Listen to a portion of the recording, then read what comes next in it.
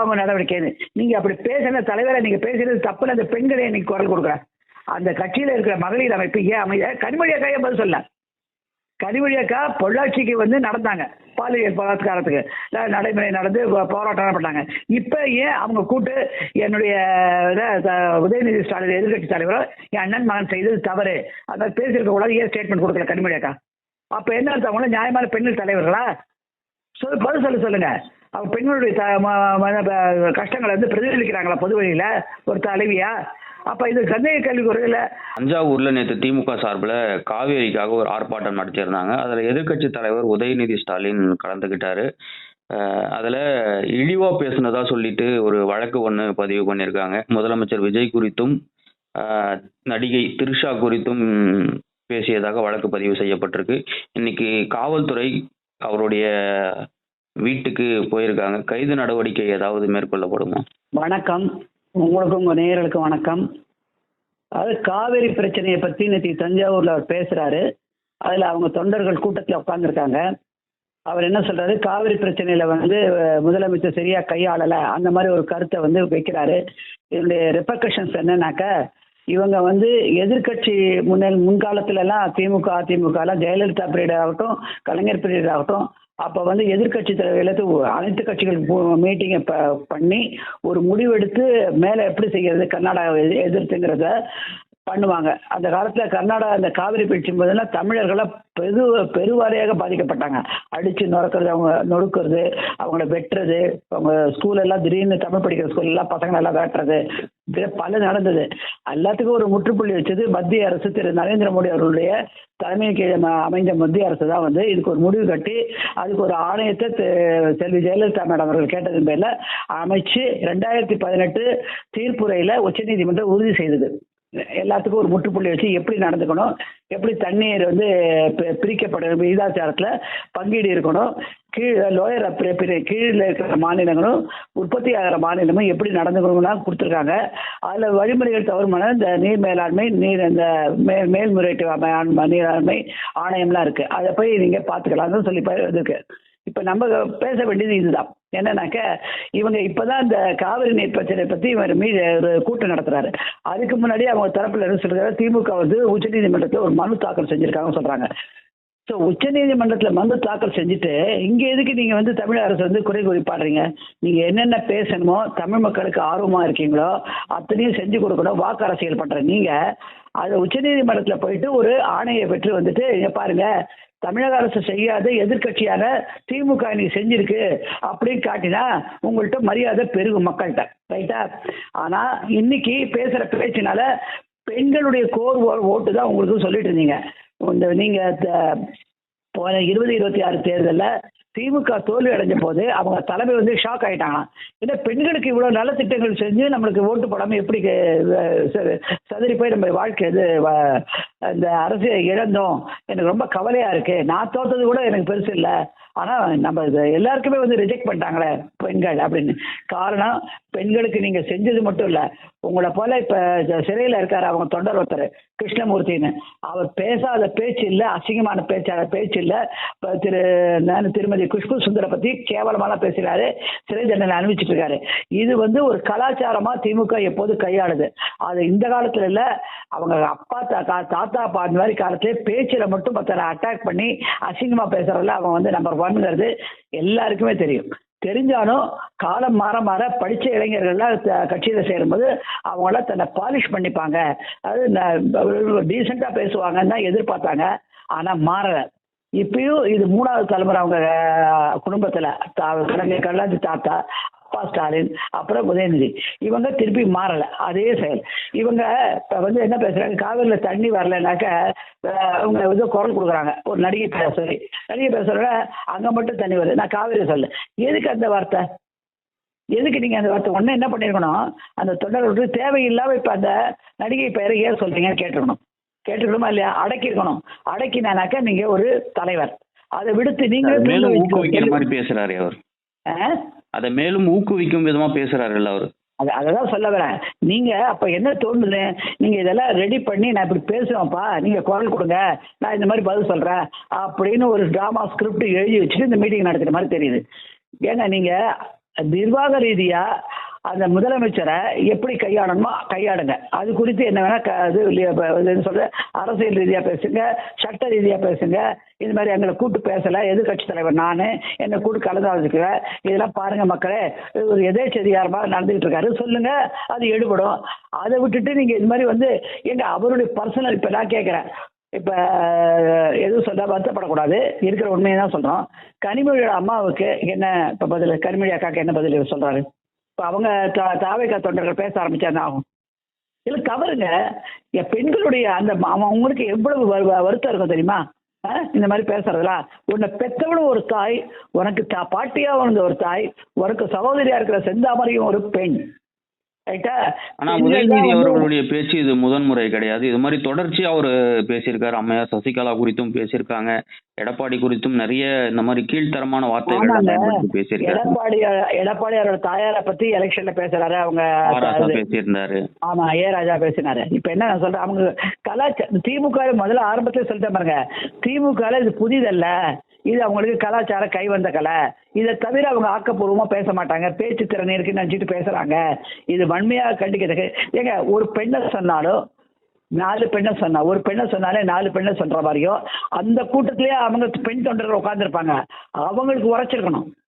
Hello, அப்ப நாளைக்கு நம்மளை பத்தி அப்படிதான் தலைவர் நினைக்கிறாரு, சேச்சா இது என்ன அது அப்படின்னு சொல்லி நினைச்சு அவங்க எதிர்கொள்ள கொடுத்துருக்கணும். ஏன் அமைதி காத்தாங்க? அப்ப அந்த பெண்கள் தன்னுடைய தன்மானத்தை நினைக்கலையா? ஒரு பெண்ணுடைய தன்மானத்தை குறைச்சி பேசுற ஒரு தலைவர் எப்படிங்க தலைவர் இருக்கணும்? அந்த பெண் தொண்டர்களுக்கு அதே தானே பொருந்தும் உங்க கட்சியில. ஏன் சும்மா இருக்கீங்க? உணர வேணாம், உடனே எதிர்ப்பு குரல் சேர்ந்தா, அண்ணன் இப்படி எல்லாம் பேசாதீங்க, ஐயா அப்படி எல்லாம் பேசாங்க, தலைவரை இதெல்லாம் வேதாங்க, பெண்களை எல்லாம் கொச்சப்படுத்தி பேசாதீங்க, அவங்க பேசினவங்க அத்தனை பேரையும் கட்சியில நீக்குங்க, நடவடிக்கை எடுங்க, அப்படியே குரல் கொடுக்கல. அவங்கள்ட்ட அந்த பெண்களுக்கு அந்த திருஷா மேரத்தை ஒரு சகோதரியா பார்க்க தெரியலையா? இன்னைக்கு நீங்க பாத்தீங்கன்னாக்க, அதாவது ஒரு அரசியல்ல அரசியல்ல ஈடுபட்டிருக்கிற அவரை ஒத்துதான் பேசணும். அதை தாண்டி இவங்க என்ன பண்றாங்க, அவங்க குடும்பத்தை புகார் கொடுத்திருக்காங்க. இன்னைக்கு நடவடிக்கை எடுக்கிறதுக்காக காவல்துறையினர் அவருடைய வீட்டுக்கு போயிருக்காங்க. இது அரசியல் பழிவாங்கும் நடவடிக்கைன்றத ஒரு பக்கம் பேசுறாங்க. அரசியல் ஒரு நிமிஷம், அரசியல் சகோதர, அரசியல் பழிவாங்கும் நடவடிக்கை எப்படி சொல்வீங்க? ஆரம்பிச்சது யாரு? நீங்க பொது வெளியில பெண்களை எப்படி வேணா பேசலாமா? ஒரு முதலமைச்சர் ஒரு பதவியில இருக்காரு, இந்த மேடங்கிற பேரை விட்டுடுங்க, ஒரு முதலமைச்சர் பதவியில இருக்காரு, பெண்களை பத்தி போறவங்களாம் இப்ப பேசிக்கிட்டே இருந்தா, அப்ப பெண்களுடைய ஆதரவு பெற்ற தாவேகா அரசு என்ன செய்யும்? பெண்களுடைய மாட்சிமையை பார்க்க வேண்டியது ஒரு முதலமைச்சரோட கடமை, ரைட்டா? அதனால யாரா இருந்தாலும் சரி, எதிர்கட்சி தலைவராகட்டும், சாதாரண ஆட்கள் டிவி ஆக்ல கம்ப்ளைண்ட் கொடுத்தா சிங்க பெண்கள் படையெல்லாம் எதுக்கு கொடுத்துருக்காங்க? இந்த பாலியல் தொந்தரவுலாம் கையும் கடமா கண்ட்ரோலில் கொண்டு வரணும். நான் இந்த இடத்துல ஒன்று முக்கியமாக குறிப்பிட விரும்புகிறேன். இப்போ எல்லா கட்சி தலைவர்களும் கண்டனம் தெரிவிக்கிறாங்க. ஆப்டா பேசணும், கரெக்டா பேசணும்னாக்க, இப்ப வி த லீடர்ஸ் அமைப்புன்னு ஒண்ணு இருக்கு, மாறுவோம் மாற்றுவோம் இயக்கம்.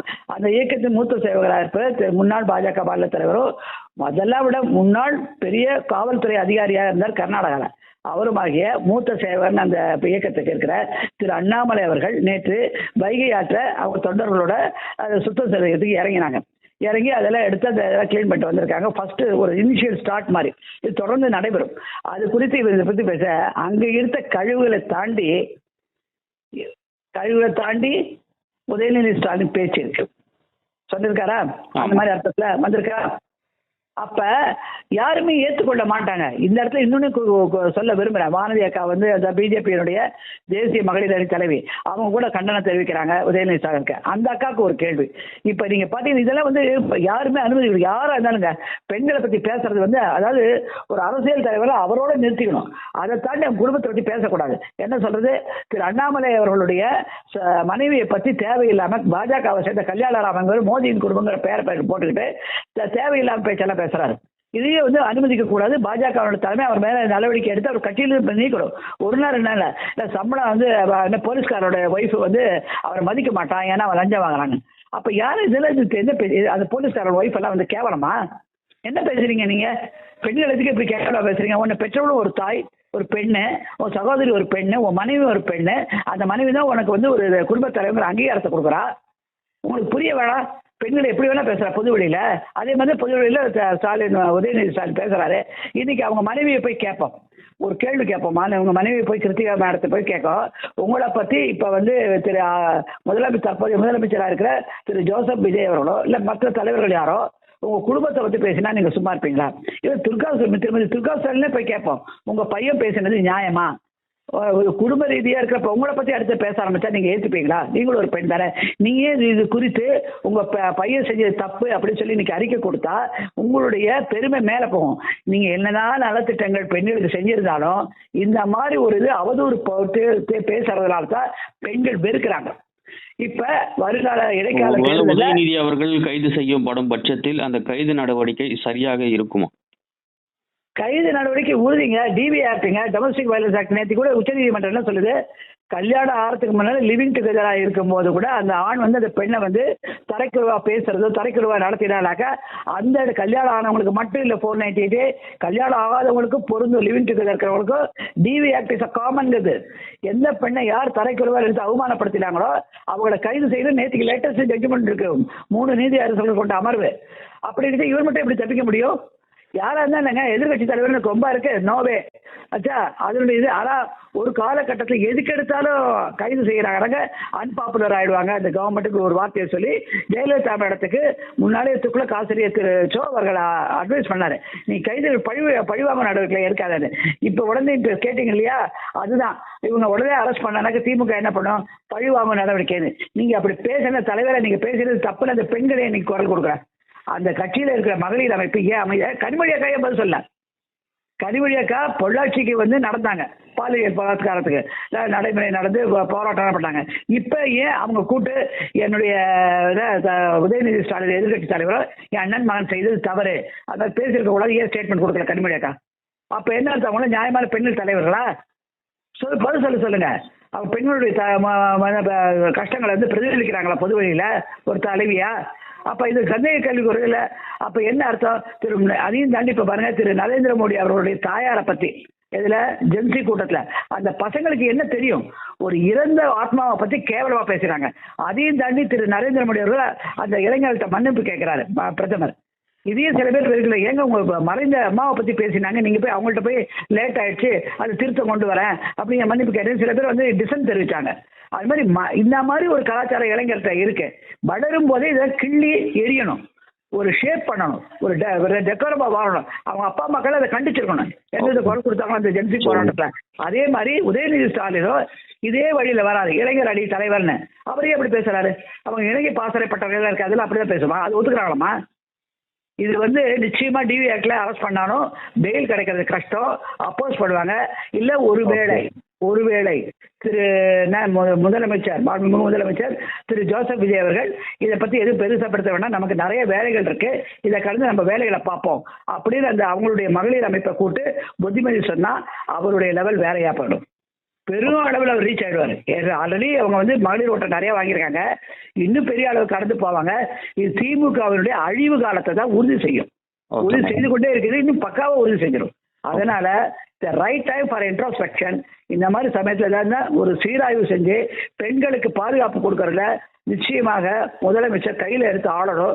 2 விதமா, ஒண்ணு கண்டனம் தெரிவிக்கிற மாதிரி இதுதான் உனக்கு லாஸ்ட் வார்னிங் அப்படின்னு சொல்றது ஒண்ணு, 2வது சட்ட ரீதியா பண்றது. அதனால எதை கையாளுவான்னு தெரியல. போலீஸ்க்கு இப்ப அங்க போட்டிருக்கு, அவருடைய வீட்டை வந்து மகளிர் அணியோடைய தாவேகா மகளிர் அணி கூட்டம் முற்றுகையிடுகிறதா, அதை தடுக்கிறதுக்கோசரம் போலீஸை குவிச்சிருக்காங்க. அதுலயும் ஒரு பிரச்சனை என்னன்னாக்கா, அந்த சாலையை பயன்படுத்தி பொதுமக்களுடைய வீடுகளுக்கு உள்ள போறதுக்கு வழி இருக்கு, அது இது காவல்துறை வந்து அவங்களை தடுக்குது. நீ வேற ரூட்ல போ அவங்க இன்னைக்கு காலையில ஆபீஸ் போகணும், ஸ்கூலுக்கு குழந்தைகளை கொண்டு விடணும், இந்த பிரச்சனை எல்லாம் இருக்கு. இதெல்லாம் தேவை. இப்ப இந்த பொதுமக்களுடைய வெறுப்பை யார் சம்பாதிக்கிறாரு? உதயநிதி ஸ்டாலின். இப்ப காவல்துறையை குற்றம் சொல்றாங்க. காவல்துறை என்ன செய்யும்? ஒரு எதிர்கட்சி தலைவருக்கு பாதுகாப்பு இறங்குது. இப்ப காவல்துறையும் வெறுப்பை காணுது பொதுமக்கள்கிட்ட, இவரால் வந்த விளைவு. இதெல்லாம் கூட்டி கழிச்சு பார்த்தா எந்த இடத்துல தவறு நடக்குது? வாயடக்கம் தேவை, மொத்தத்துல வாயடக்கம் தேவை. வாயடக்கம் இருந்திருந்தா இந்த மாதிரி பிரச்சனை நீங்க பாட்டு பேசிட்டு போங்க, காவிரி சட்டத்தானங்களை எங்களை மதிக்கல அது இதை பேசிட்டு போங்க. அதை விட்டுட்டு அங்க போயிட்டு ஒரு பெண்ணை மாண்புனா அதை வந்து வேற விதமா பேசணும். இது சமயத்துல இன்னொன்னு நான் சொல்ல வருவேன், எலெக்ஷனுக்கு முன்னாடி அப்புறம் அவர் வருத்தம் தெரிவிச்சாரு, தமிழக பாஜக மாநில தலைவர் ஏதோ சொன்னார் இதே பேரை சொல்லி, உடனே அது பெரிய லெவல் அவர் வந்து மன்னிப்பு சொல்லிட்டாரு. அந்த சாப்டர் க்ளோஸ் ஆயிடுச்சு. But chapter end. அதே மாதிரி பெண்களை பத்தி பேச தயவு செய்து நிறுத்துங்க எல்லாரும். ஓகே மேடம், நன்றி. அரசியல் தலைவர் நிறுத்திக்கங்க அப்படிங்கிறது ஒரு மகளிருடைய ஒரு மூத்த வழக்கறிஞர் மகளிரால் அவர் வேண்டுகோள் வைக்கிறேன் எல்லா அரசியல் தலைவர்களுக்கும்.